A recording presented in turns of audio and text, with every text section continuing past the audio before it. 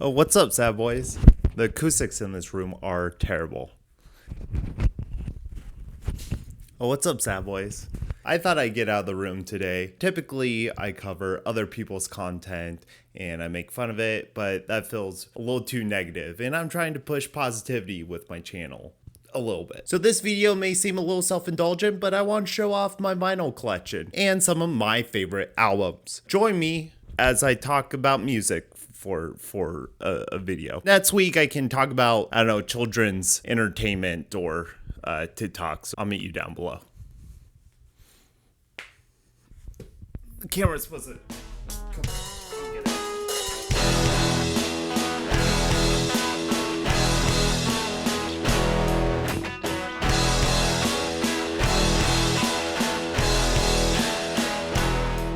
Thank you for joining me on the floor. I'm super excited to be talking about music with you guys.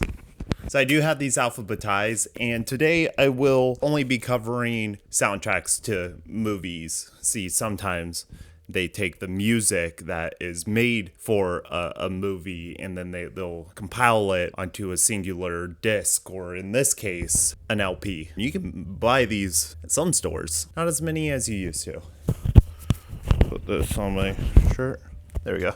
First up in my little box of goodies, got the Batman soundtrack, 1989. This is a remastered print from last year. It is a Mondo release. Now, Mondo has an amazing track record of just bringing beautiful artwork to not only vinyl releases, steelbook releases, movie art, and posters. I have this boy right here. You can just see all of their, wow, would you look at this? That's a good one. That's a real good one. I feel like they do whatever best represents the film itself. Got the Joker on the inside, beautiful artwork. I sort of wish I would have got Batman Returns instead, but I'll probably get that soundtrack too. Danny Elfman is just a masterclass at creating themes that fully encapsulate the hero.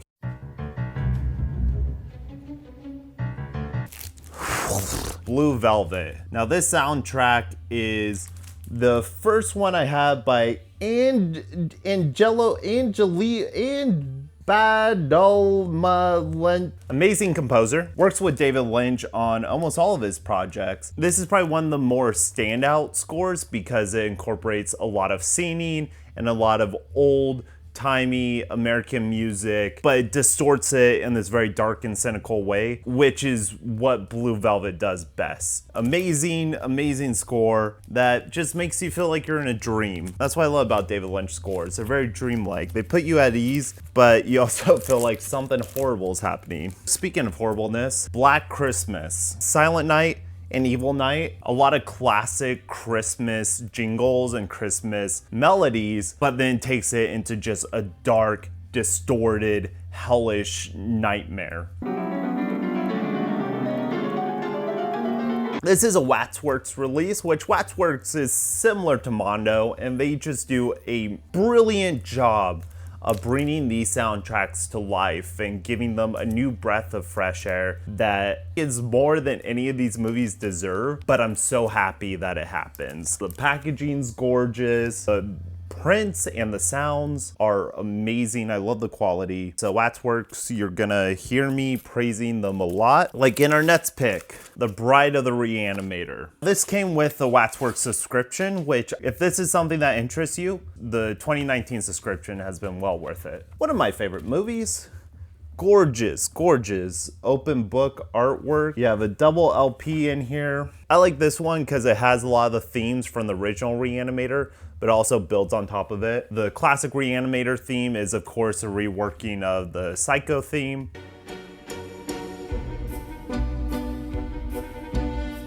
I like how they play with kind of classical music cues, but make them fun and whimsical. Next in my Waxworks subscription, I got Child's Play. This is the soundtrack to the original Chucky film. Holds up wonderfully. It's a very orchestral soundtrack, beautiful print.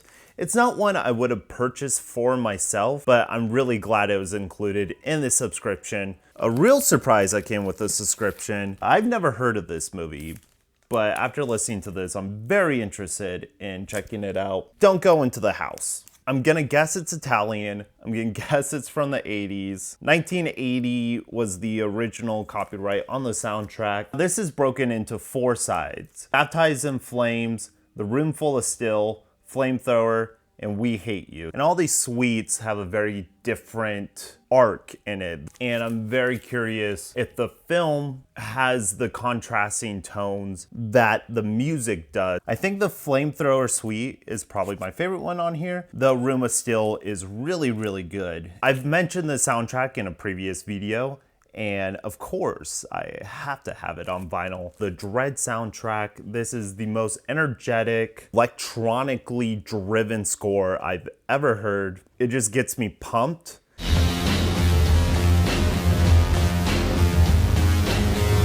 You know, a lot of these soundtracks are very atmospheric, as you can hear right now with Neon Demon.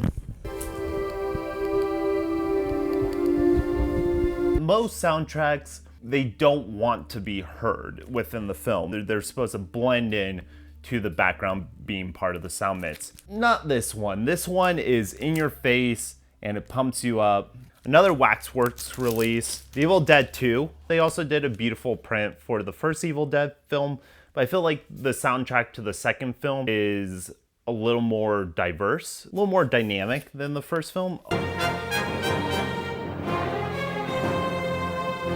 I'm so attracted to this cover. Everything that this film is, and that's what Waxworks does best. And there are concerns about getting a reprint or getting a second release of a older album that maybe you lose something. And I think Waxworks is very consciously aware of maintaining the feeling and the integrity to the original songs. You can still imagine and get the feeling of listening to it when it was originally printed. Not only does the artwork capture the film perfectly, but they also do a good job with the actual sounds of the film. Now, this was a makeup for the subscription service because they've been kind of behind this year. They sent me the Friday 13th Part 6, which I'm happy. It's one of the better ones, let's be honest. If you're gonna get a Friday the 13th score, might as well be one of the better films.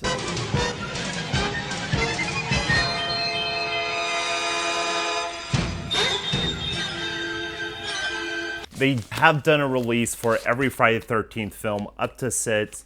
They're probably gonna do 7 and 8. I hope someday I can own more of them. But for right now, I'm pretty happy with just the 6th one. Another film that was mentioned in my best of decades list that of course I have the soundtrack to, Good Time. Like Dread, this is just energy and intense and electronic. It's just a driving force for the entire album. And the song at the end features Iggy Pop. It's just this beautiful melancholy send off to this crazy adventure you had. The way they meld the synths with Iggy's low tones is, whew, it's like candy. If you just need a soundtrack to get you going, you can't do better than this. That's the most daunting thing when you do try to get into soundtrack vinyls. It's like, where do you even begin? I can remember watching films and I like the film, but I don't recall the music in it because you typically aren't meant to pay attention to the music. Some filmmakers do make the rare choice of putting the music in the forefront and having that carry a lot of emotion. Some filmmakers rely on it a little too much. This is the soundtrack that got me into soundtracks and really made me realize that they can be great pieces of music on their own. Trent Reznor and Atticus Ross. I love the Social Network soundtrack, but it's a rarity. The Gone Girl soundtrack, though, is beautiful, sorrowful in moments and simplistic and stripped down, but there are complex layers within the music that you discover the more you listen to it. Like Home on the B-side is probably one of my favorite. Empty Places is really good. Perpetual, Strange Activities, like a lot of these tracks I'll just go and listen to by themselves, which isn't something I can say with a lot of these albums. Trent Reznor just has such a way of just capturing feelings that draws you back in. If there's someone that doesn't believe soundtracks can be good music or interesting on their own, I challenge them to listen to this or any Trent Reznor scores Now, on the complete opposite realm, you have the Greasy Strangler. If you don't know anything about the Greasy Strangler, I believe I did a video on it once upon a time. If you go back and watch a Justice League review, I end up talking about the Greasy Strangler. Incredibly esoteric, a very odd film, and a very odd score. A lot of almost 16-bit sounds, a lot of chipmunk voices, weird pitch correcting, and it's kind of a parody of these electronic scores.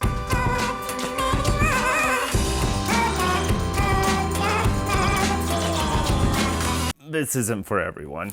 Now, if we want to go in the more defined scores, the Hannibal soundtrack from the TV series, this covers the first 2 seasons, and then there's 2 separate releases that cover the 3rd season. This is a lot of cellos, violins. I feel like it's done very self-aware. A journey into the mind of Hannibal. Something I don't want to put on all the time. It's not a banner. You don't throw this on for when people are over, because it is kind of jarring and almost hard on the ears, but on purpose. It's meant to make you feel uneasy, meant to make you feel off. It's just interesting having different variety. I also do enjoy moods that are captured within sound. Perfectly captures like the headspace of Hannibal. If the soundtrack can capture what the show's trying to accomplish, then I think they're both working towards the same goal. Halloween 3, Season of the Witch. This packaging alone is enough for me to call this one of my favorites. Not only is it to one of my favorite horror movie experiences ever, it's a fucking good ass soundtrack. You get these beautiful cards in there. Feels like a fun surprise, Halloween surprise. I thought it was gonna lose a lot of the magic that the original Halloween soundtrack has. John Carpenter does write the music for this one. In the world of Halloween, but not making the Michael Myers soundtrack, really pushes him to create these other sinister and interesting sounds. There's a lot of just really good melodies, and I think some of his more like memorable music is in here. Now, if you want to get on the jazzier side, Jessica Jones, double LP. They've also done Daredevil, Punisher, Iron Fist, Luke Cage, but this is really the only one out of the Netflix series that really captured my ear. Like a modern interpretation of a 70s detective drama. The main theme on here is one of my favorite tracks out of all these. And it goes a little too much into like the score by the end, but I think the jazzier cuts on this record really work in its favor. Mondo killing it on the art. I shouldn't have to tell you about the It Follows soundtrack. It's like the thing that sticks out the most. Retro, distorted in a nightmarish version of retro, and it just like makes you feel uneasy throughout the whole thing. Disaster Piece did a beautiful job creating like the most anxiety-inducing pieces of music I've ever heard. I have to be in a mood for it. Now, Legion is one of the more underrated comic book anything. Mind-bending, world-alternating twists that I feel like actually genuinely work. The great thing about this soundtrack is you have like Dan Stevens singing Rainbow Connection. Really a huge, broad spectrum of music on here, from very intense score to very electronic score to very like soft orchestrated pieces. It almost feels like every single side on here is its own thing, depending on what episodes it's corresponding to. And I really appreciate any TV series that spends the time to score each individual episode and not relying on a stock score or stock music. Everything made for Legion is just firing on all levels. Now I got the Krampus soundtrack right here. It's signed by the director, by the composer. This one's a lot of fun. It's Christmassy. They do have like genuine Christmas uplifting songs, and then on the second LP, you sort of see the dark, twisted, perverted versions of it. It's a very good introductory horror film. The soundtrack's a lot of fun. You know, you have to have music for the holidays. The Neon Demon, Cliff Martinez, is probably my favorite composer. He finds ways of just making scores and sounds in incredibly new ways. You have Pharrell Williams working with Hans Zimmer on the Amazing Spider-Man soundtrack, which, wonderful. The soundtrack that Cliff Martinez was able to create with Skrillex for Spring Breakers is amazing. Him intertwining his score atmospheric sensibilities with Skrillex's dubstep and the more mainstream sounds. Here you see him doing like a disco synth pop tones of almost surrealism.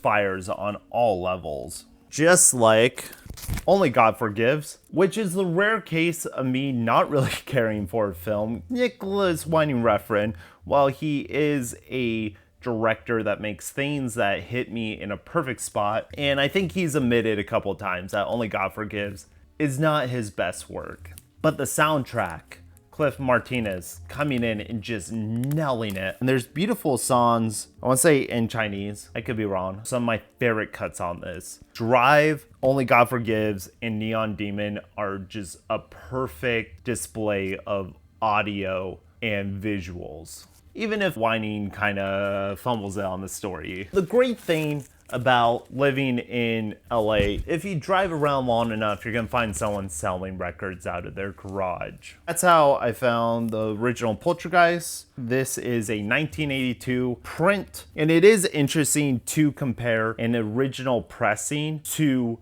a remastered. This is one of the few Steven Spielberg associated films that doesn't have John Williams. You have Jerry Goldsmith, but I think Jerry Goldsmith is a fine replacement. Good soundtrack, though it's not one I put on a lot. Johan Johannesson, brilliant composer. He worked a lot with Denis Villeneuve. Unfortunately, he's no longer with us, but I think his scores and the music he created will last far beyond his physical body, because his scores they're poetic in a way. They're just beautiful and subdued and understated. Next up is a big RoboCop double L. This is a revamped version. I think the packaging's gorgeous. Great score. This is more of a traditional soundtrack.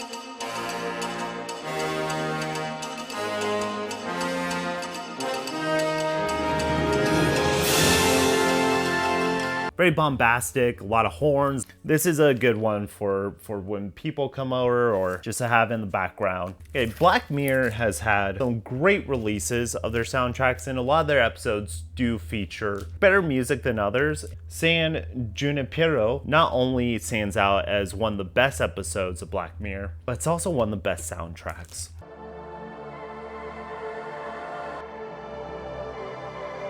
Unfortunately, this doesn't have the pop songs that are featured in the episode, but the score is more than enough to warrant a purchase of this vinyl. It also has a beautiful picture disc. I enjoy picture discs. If I had to choose a color vinyl with a packaging over a picture disc that has a clear packaging, I'm gonna choose the outer packaging. Scott Pilgrim versus the World. The whole movie is about music, and music plays a ginormous part in it. Edgar Wright has a great ear for music and its incorporation in his films. He chose to highlight and feature a lot of Toronto native bands. There's a lot of bands on here that I've never heard of, but I got to discover and enjoy through this, which is what soundtracks should be. It should be an artist or a director sharing with you music that fits the mood and the world of the film. Most of the time, soundtracks that feature bands are just trying to sell records. I don't think Edgar Wright's like that.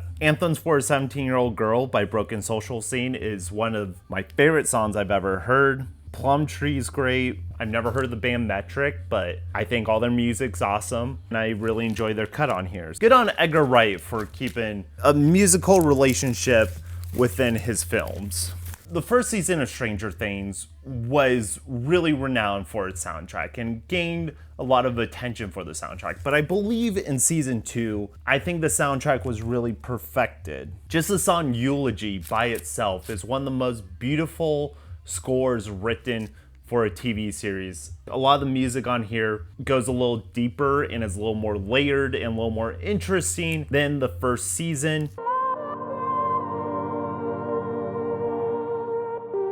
It's just so good on vinyl. Warm and fuzzy, and you feel like you're in a computer while you're listening to it. I've done so much screenwriting to it. It's a little more niche though. Swiss Army Man. This soundtrack's interesting. It features a lot of singing and talking by Paul Dano and Daniel Radcliffe, the stars. And the music is almost all a cappella, chanting and diegetic music that's also non-diegetic, but the filmmakers weave it in.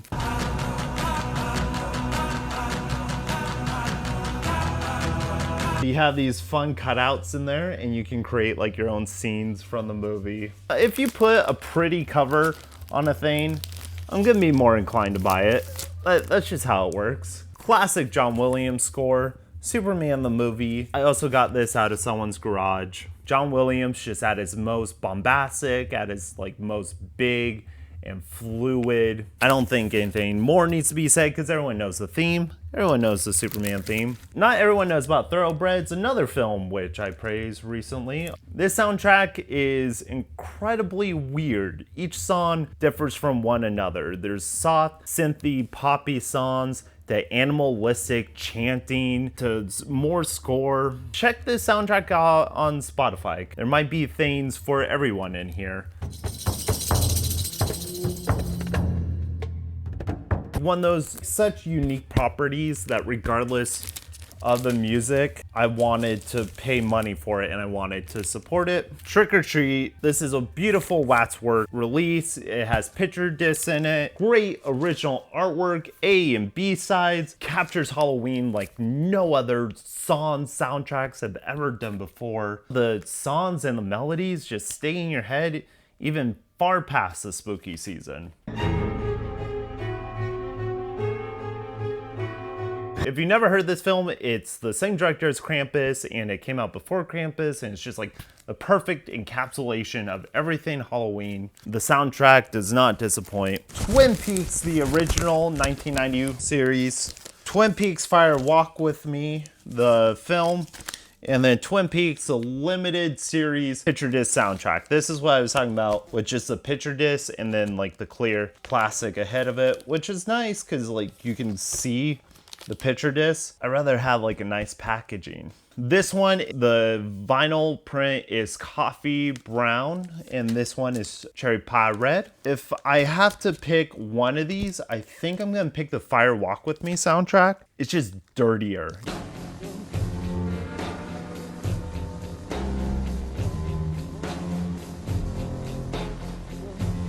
You have the classic themes that you hear from the show, but I think they expand on it further. It's this guy. The themes are forever. The sounds that David Lynch chooses to illustrate the Americana that he pulls into his soundtracks, eternal and will last forever.